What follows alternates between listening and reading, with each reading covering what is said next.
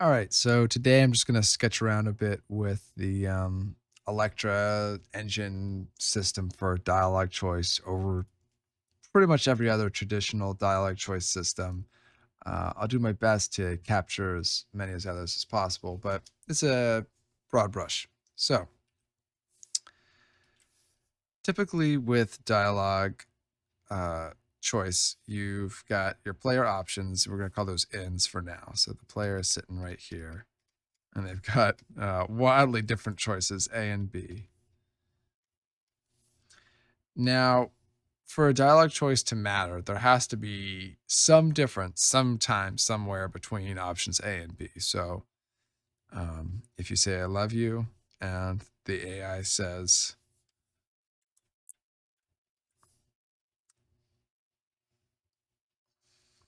okay, not what you're hoping for, I'm sure.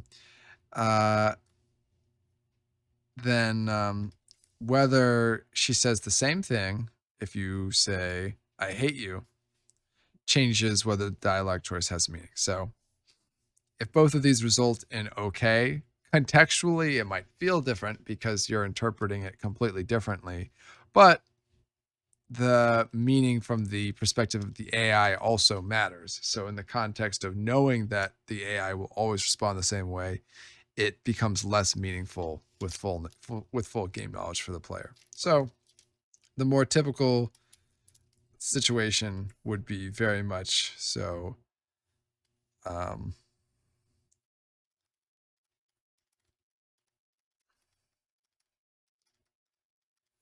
would be very much different options for both. Okay, so what's the issue here? Well, not much. I mean, this works really well, and fundamentally, all dialogue choice options come back to this sort of route. You say one thing, it results in one option. You say another thing, it results in another option. Now, the big problem, which is a bit of a trip up for a lot of people getting into the genre in the first place, is the exponential branching. So, okay, so you've arrived at this kind of special new place from both of these, which represents all these choices, and now you have another player option. So that would be, you've got your A and your B again, and this option should have an A and a B again. So we kind of quickly see how that happens. How you say something, and in order for the option to be meaningful, it has to be connected to a separate AI response option. And now you start to see, okay, yes, if each of these options, is now its own game state, and all of those have two options. Lights going out on me. That's okay. It's kind of a cool pink glow under me. So if those two options have two options, now we've got a lot of options. And of course, one of the other huge issues is not only do you have a content problem where the writers are, I'll just do one more branch for fun, just to kind of help give that scale.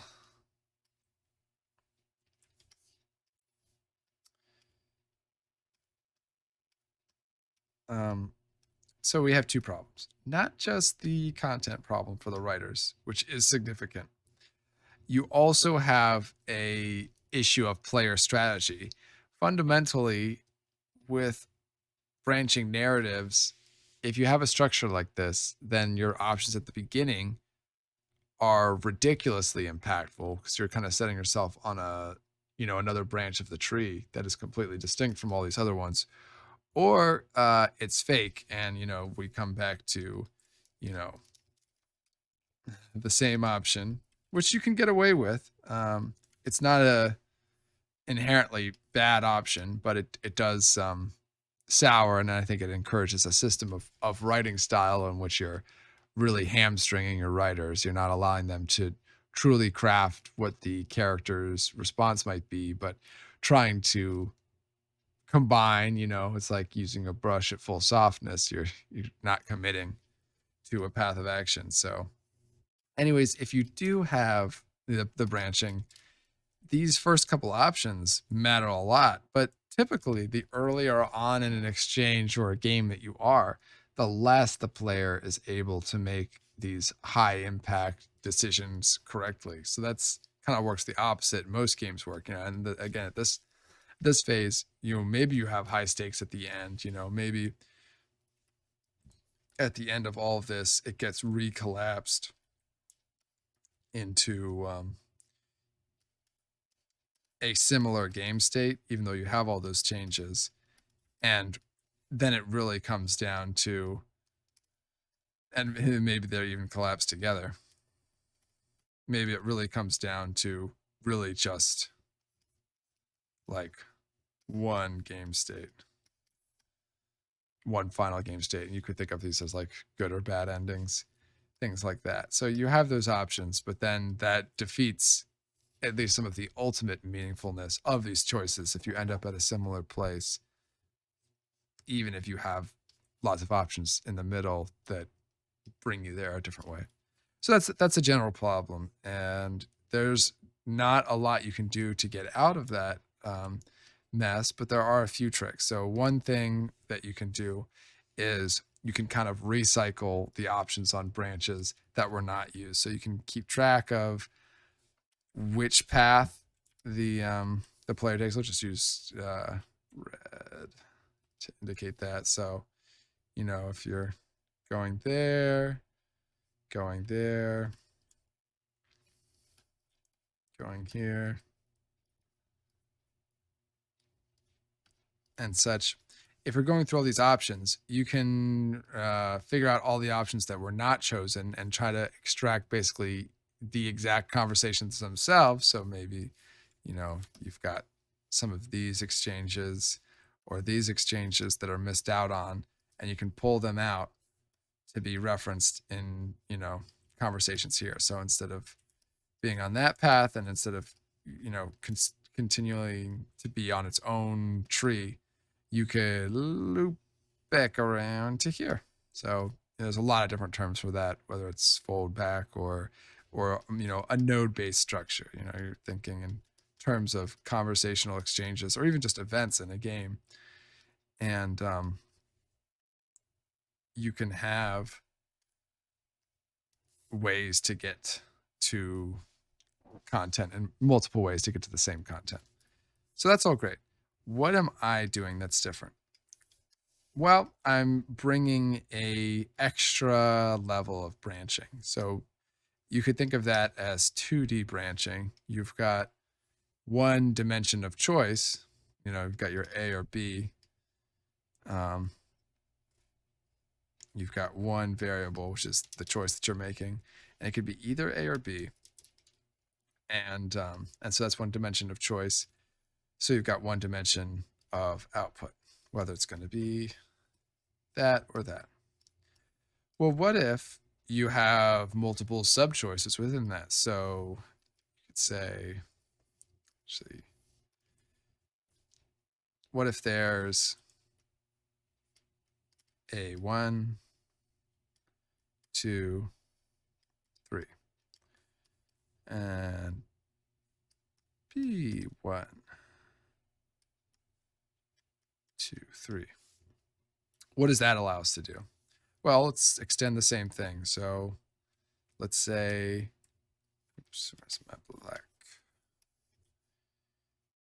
Let's say we've got this AI reaction, but let's go ahead and give it a letter, and we'll say this is R1, 2, 3. So you might think, okay, well, what's the difference here? What is changed from just lining up a bunch of these choices? Well, first off, they're made simultaneously. So what we're doing is we're saying that there's a lot more choices potentially, but in a different kind of a way. So what way is that? Oh, okay, I guess this would be, instead of, maybe reaction is a bad letter. Let's use choose X and Y to represent the AI reactions here. So you got y1, y2, y3. Now, if you just lay them out like this, there isn't a significant distinction. What all you're saying is that, there are some number of combinations within each dialog option. And let's return to our initial, I love you. So if we say I love you is representative of all these options, and we say I hate you is representative of all of these options, then we have to find some sort of nested choice to make within that. So one nested choice is a different expression type. So if you give a different expression type, let's say 1 equals mean, 2 equals friendly, and 3 equals funny. The really cool thing that happens here is you can have these expression types, and as long as they mean the same thing, you can actually recycle the AI dialogue for all of them. So let's back up a few steps. If there's only one AI reaction, oops. If there's only one AI reaction, but there's 3 ways to get to that reaction. So, I love you 1, 2, or 3. I love you mean is, maybe I fucking love you, or I can't can't stand not being with you isn't necessarily negative. Let's just go with the first one. A friendly one was just like, I love everything about you. Maybe a funny option is I can't stop thinking about you, even when I'm on the toilet. Something ridiculous.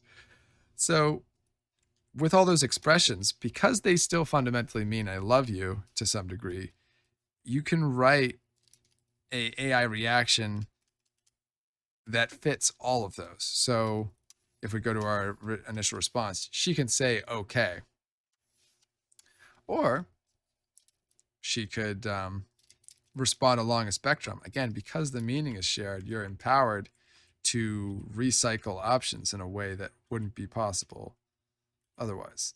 So instead of stacking them separately, we can line them all up. Aha. We can line them all up on a spectrum of success. So if we've got a 0 to 10 scale here, we can say okay is 5 out of 10. Maybe I don't feel the same way is that feels like more of like a 2 than a 0 to me. And maybe an 8 response to I love you is I love you too.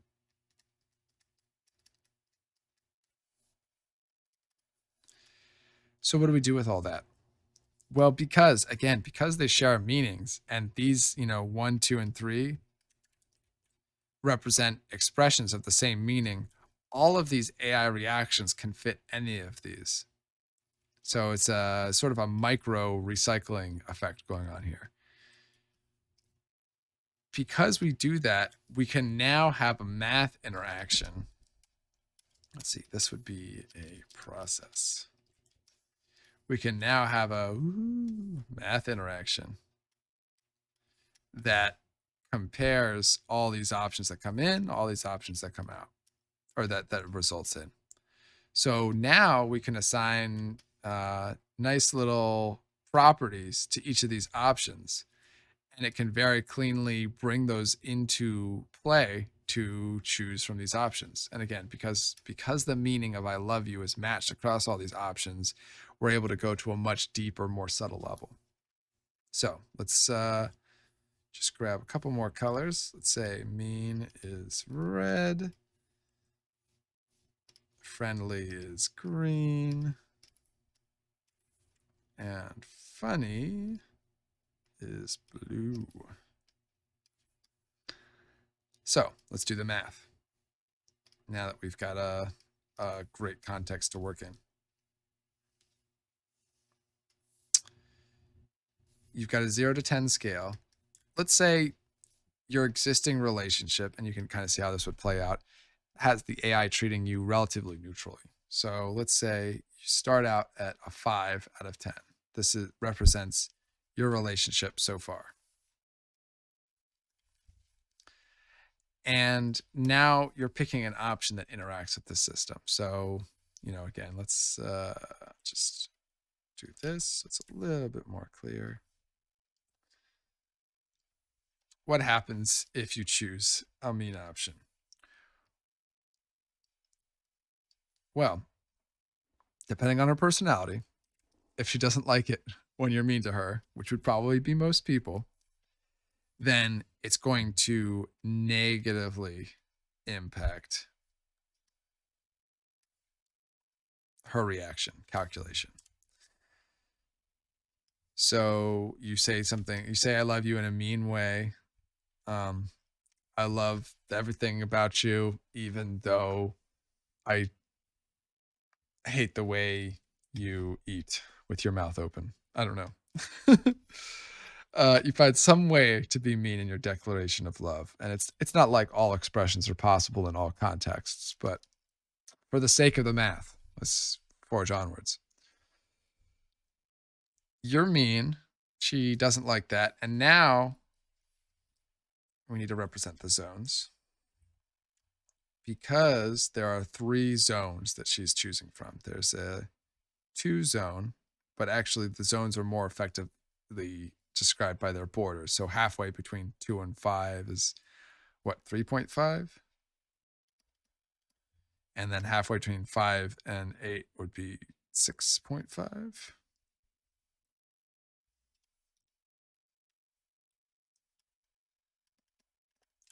The reactions are represented by their core number, but which option she chooses is represented by crossing those borders. Which is she closest to? And for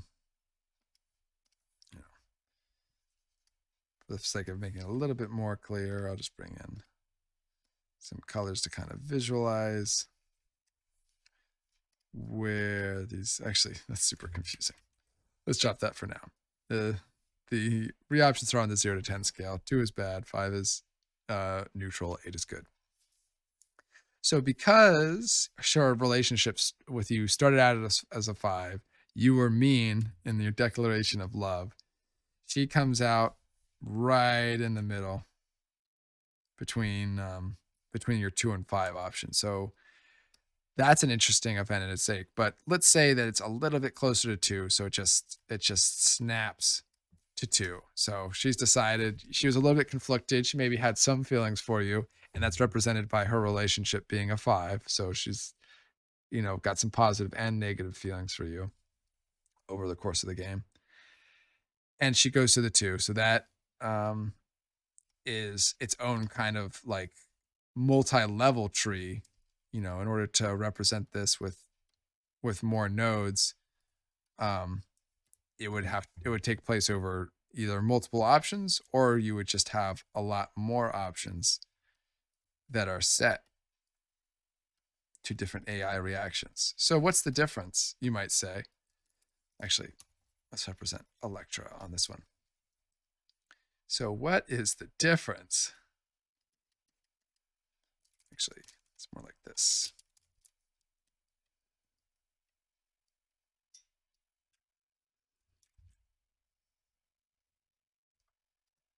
Auto calculation.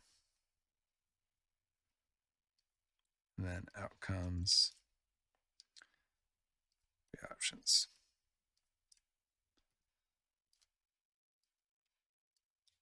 What is the difference between these two systems? Well, they're no longer arbitrarily locked. So what that means is now, based on context, based on the existing relationship, you can have different outcomes with different options, with the same options in that situation. So maybe you were mean, but this time you, you showed her what a great person you are, and your relationship is not a 5 out of 10. It's a 7 out of 10. Ooh. So you still feel very strongly about declaring your love in a mean way. That's just who you are. You know, she can't love you loving her at your worst, then she can't have you at her best. So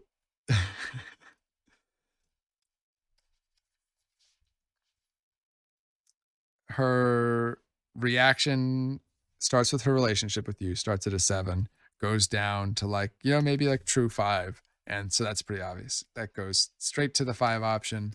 And now she's just saying, okay. And which point you awkwardly decide on whether you want to press her for her feelings or retreat in rejection or try to switch the topic. You have a lot of options when you declare your love for someone and they say, okay.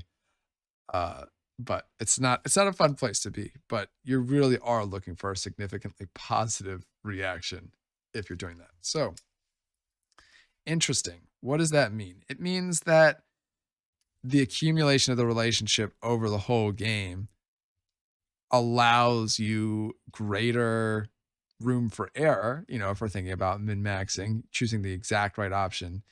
If you're built up the relationship in such a way, then you can kind of say whatever you want. Now, you would still have to declare your love at all. You're never going to end up with her saying, I love you back if you say, I hate you, no matter how you say I hate you, because they're grouped separately. So that's the beauty of the system is things are grouped by the meaning of what you say, but her choice on how she reacts to what you're saying is wildly different based on how she feels about you and the way you said what you just said. So you would still have to declare your love if you want her to have a chance to declare her love back or to choose one of these options. But your relationship plays a significant role and will always play a significant role because that's always taken into account. That's a universal system that the whole game operates on. And having that kind of consistency allows players to see the strategy. You can choose options to raise your relationship, but maybe the relationship raising options are in I hate you. Maybe there's a funny, more lighthearted way to say I hate you that will actually contribute to the relationship in the long term. And maybe you just can't get over being awkward in the ways that you declare your love for someone. So you have to really build the relationship so that you, with your flaws and professing your love, can still come out ahead. So, in the event that, you've been spending every day, with this girl and she's been enjoying your company, not dreading it, and you're at like a 9 out of 10, yeah, then that negative reaction to you being mean, if for some reason you are completely obsessed with being mean in your profession of love, but it wouldn't always be as ridiculous as that. Like, for example, the options will more likely have a lot more subtlety, just like a lot of options too. A lot of times when you give someone a compliment, it's not always received well. Same way with something like this, the timing may be off. Maybe she just broke up with her boyfriend. And in context, you're treading very lightly because you were trying to express your feelings, but you're also trying to be sensitive to her. You want to see where she's at without fully exposing and putting your cards on the table. It's a complicated dance. So this room for subtlety, for compensating for strategy and just the human experience of confusing, fogging, obfuscating what you want to say so that you can try to, figure out what someone's emotional state, what their feelings are about you. All of these processes actually start to come to life within the system. This system introduces subtlety because it introduces room for error in a positive and a negative way. So, and this might be a little bit more compelling on the end, of course, again, so because she ended up at like a 7 or something like that, she will say, I love you too, even though you were mean, because of the relationship, because she cares for you. She loves you. So she doesn't care that you flubbed up the proposal of love. She still likes you. On the opposite side of the spectrum, and this is really special too, you can still arrive to this point, but your feelings for her are much stronger than her feelings for you. You're kind of aware of this, but certainly in real life, people do not always heed the relationship in two directions. They don't always see how the other person feels about them, of course. So maybe the relationship is all the way at a 2. Um, let's make this a little interesting. Let's say it's at a 3. And you choose the friendly option. Let's say that she's not weird again, and although and some people don't accept compliments directly, some people find vows of love to be more honest in a less clean cut context. Just trying to introduce the idea that things are not always as black and white in the system, but this helps describe the math. So we're going to stay with this. So you say, I love you in a friendly way. Maybe, I've always cared for you and I need to tell you now that I love you. You're the most important thing to me. So she did like the way you said it. But it turns out that she doesn't really have strong feelings for you. Maybe she's irritated by the way you've been, or maybe certain events have transpired that has shaken her relationship with you in one way or another. Maybe the timing is bad. All these factors could have played a role in you having such a negative relationship. At a certain point, you're choosing many, many dialogue options. The strength of the system is that it's consistent. So every single dialogue exchange is a player choice. You'll get fast at them as you get used to both what you want to say and a real sensitivity sense and clear feedback of what the AI likes. And you have to battle between those two things in all games. But this is the first game that gives you the room for error, which also includes just expressing yourself in the way you want to. So you say, I love you in a nice way. It comes to a reaction of a 4. So, as you can see, we end up at a 5. At the 5 reaction, we are snapped to the 5. Her 5 is just her saying, okay, and you are crushed. Now, she's not rejecting you in a super negative or hostile way. She's just kind of giving you a relatively subtle, but also kind of direct, I'm not saying I love you back. Please take this implication to mean that you should drop it or, not press me to tell you directly that I don't feel that way about you. Or I don't love you. Let it be a soft blow with pretend, feigned ignorance of, what the underlying truths of the situation are. So isn't that cool? So you said things in the way that she likes them to be said. You said I love you, but because of your ongoing relationship, that wasn't enough, and so it ends up still in a rejection state. Really only the 8 option is the only option that that results in you getting together or maybe going on a date or having that option wherever that conversation leads. And it's important to distinguish, because I think I've failed to mention this in the past, that even though all of the player options within one macro, you can think of this as the macro, these as the micro. Even though all of these micros have the same macro, the AI's reaction bar, all of these options, do not have to have the same meaning.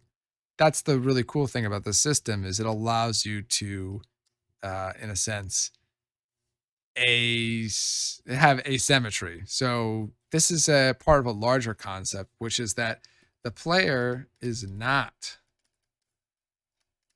the player.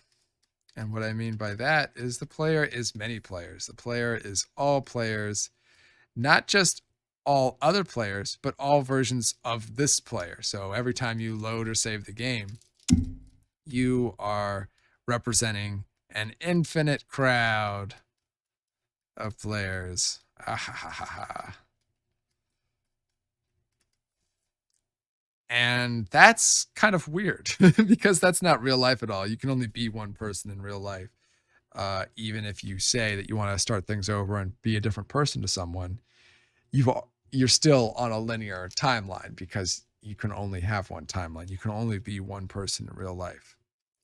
But in a game, you can be all people. And so the depth and qualities of that are revealed in a way that you couldn't get in real life, but we can guess about it because of the complex relationships and connections we have with each other.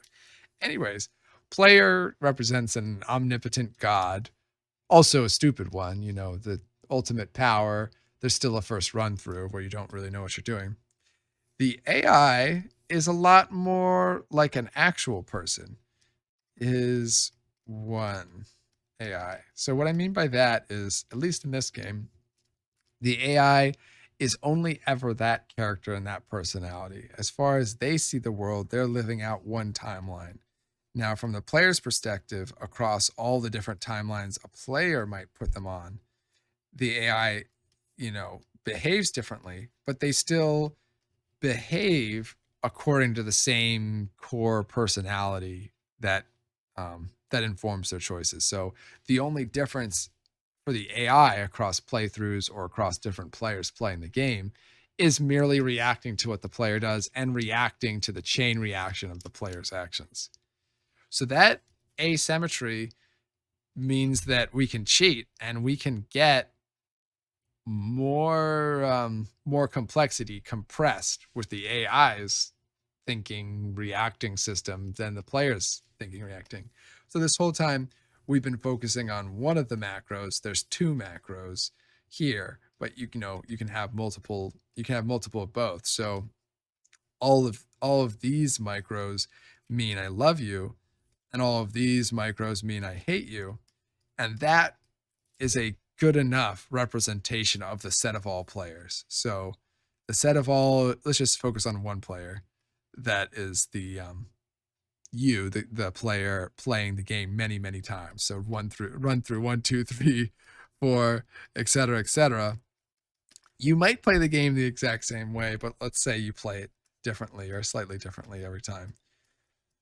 So, how does a player represent themselves in a different way? Well, their personality is described by their actions in the game. So, choosing A1, choosing A2, choosing B1, coming back for A3. These represent different run throughs. So, let's assume that everything up until this run through, this could even be a save file, is exactly the same, but the player becomes different people when they do a different thing in the exact same situation. So that's something that's impossible for the AI. I don't like randomness for reasons of strategy, consistency, and subtlety. So I don't have that in this system, even though there are some advantages. But without randomness, the AIs will always do the same thing if the conditions are exactly the same. But players don't do that. And that's an interesting thing. Now, okay, technically players playing through the game a second time or loading the save file a second time are different people themselves, but that exists outside the game environment. Inside the game world, inside the character who they're playing in that game, they're the exact same when they load up a save file. Their only differences are coming from outside the system, fourth wall breaking system in which they know a previous life and are reacting to it and choosing new options. So that's cool. The player, in a sense, is represented, by both macro and micro options. So the way that I would compare this directly is that an AI has multiple macro options. Let's see here. AI has A. They have B. Have C.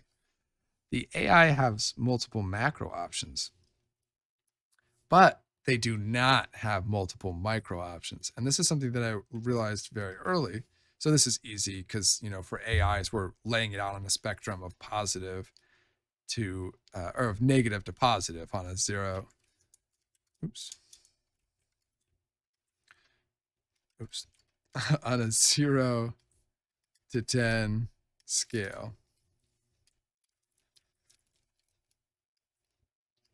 Which works very well for AIs. And the reason that is because the internal thought process of the AI. You don't know the internal thought process of the player. Players can be choosing options for all sorts of reasons. They can choose it because it's strategically going to give them the best results on the relationship or in the current moment. They could be doing it because maybe they're trying to be strategic, but they're just being bad. They don't understand the damage system or the AI's personality. Maybe they're getting one girl confused with another, and they're choosing the wrong expression strategy. Maybe they're trying to piss off the girl. They specifically want the girl to not like them. Maybe that's advantageous to another relationship. Maybe they just like one of the options. Maybe they're saying I love you in a mean way because it resonates with them strongly. And that's something that I think is an underappreciated aspect of the system is when you give wiggle room, when you allow people to compensate for what they want to say, what they choose to say with how they are over time in general, then you do give people that space to be themselves when they feel like it matters to them. Maybe that feels like it matters to you in an important moment to express yourself in a way that resonates with your personality, even if maybe the person you're talking to doesn't appreciate as much as you do. So I really love that. So the difference between the set of all people playing the game, let's focus on you, the set of all yous playing through the game, because you're going to play through this game many times, and the AI, who is all sets of the set of the AI is represented by all the different versions of the player playing the game. They're always the same person at their core, but they do act differently depending on the only difference on their actions is resulting from the player's actions or the player's chain reactions of their actions, which means that they never express themselves in a macro in different ways. That's how this comes to be. So where the player has A1, A2, A3, B1, B2, B3, the AI only has A1, B1, C1. They only have one expression type for every meaningful distinction. The ABC is different meanings, different macros. The 1, 2, 3 is different expressions within the same meaning. The AIs don't have multiple expressions within the same meaning. And that compression saves you a lot of time and also properly reflects the relationship of the player to the game and the AI to the game. The AI is a much simpler being than the set of all players. The player can remake themselves truly in a new way on a new playthrough in a way that the AI can't. And when you respect that difference, you allow at least this system is inspired by that difference. And this system says, because the player is more complex and different, we're going to give them more complexity to express and choose and convert that complexity into a simpler form. So we're going from a multi-dimensional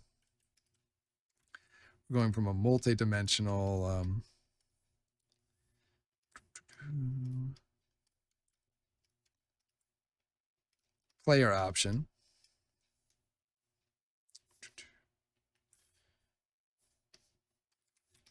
Lost my pure white.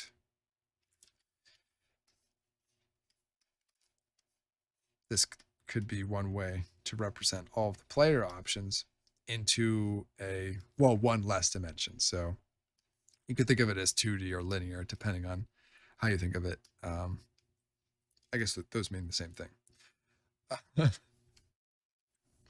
1, 2, 3. But the AI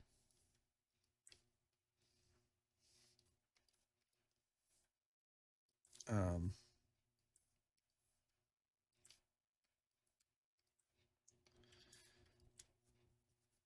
has one less dimension in reaction. Now, these dimensions represent one of these choices. So, and I'm trying to make these comparisons so you can kind of see the difference in the entity structure of the player versus the AI and why this can create some interesting ideas to play with here. But this represents, so use another, let me just use a black. This represents this option, and this option. So that's what I mean by compression. You can give the player many, many more options because they represent many, many more people and types of people. The AI is one person. There's no need to reflect that sort of complexity in the AI. And you wouldn't want that anyways, because what's interesting is the different AI reactions to a different player, not the different AIs that are somehow the same character but different. So that is a rushing into some of the structural kind of data systems going on, some of the ideas that drive why there is a macro and a micro choice, why you choose I love you or I hate you, and then you also choose the way that you want to express that. And I will certainly give this another go. Forgive me for being a bit rusty on trying to communicate these ideas. I think there's something really valuable here, and I think it'll come through in the game probably more so than these breakdown diagrams. But I appreciate you spending the time with me to go through these things. All right, have a good one, and I'll see you next time.